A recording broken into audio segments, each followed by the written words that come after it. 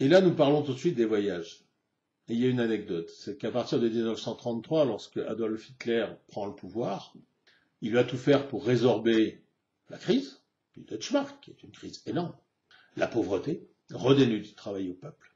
Et parallèlement à ça, il va en plein de mesures au bénéfice du peuple, à savoir la formation, par exemple, professionnelle, continue, les voyages de vacances, et entre autres, il va lancer, quoi qu'en disent certains qui disent qu'il a lancé que des chars d'assaut et des canons, c'est faux, il a lancé aussi la fabrication, la construction, pour l'époque, des plus grands paquebots touristiques, pour permettre aux Allemands de voyager.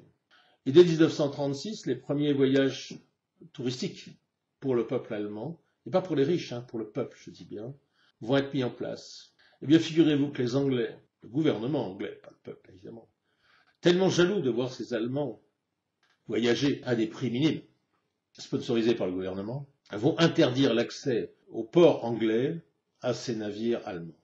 Vous voyez la mentalité un petit peu. C'est que finalement, que ce soit la France ou que ce soit l'Angleterre, des vieux conservateurs, cette nouvelle Allemagne, qui pense au peuple, qui travaille pour le peuple et avec le peuple, va faire peur.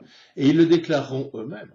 C'est qu'ils auront peur, très rapidement, que le national-socialisme couve et recouvre effectivement tous les peuples. Parce qu'effectivement, un Anglais sur un quai qui sort de son usine après des journées de 14-15 heures de travail et qui voit passer sur un bateau de croisière un ouvrier allemand qui a droit à ses congés payés contrairement à lui, eh bien oui, forcément ça va lui donner des idées. Alors qu'est-ce qui va se passer? Eh bien il va y avoir une désinformation énorme. Et à partir de là, il va falloir démolir l'image de l'Allemagne. Et voilà comment on crée le plus grand mensonge que l'histoire ait porté. Enfin, certainement un des plus grands mensonges. Je pense qu'il y en a eu d'autres à travers l'histoire.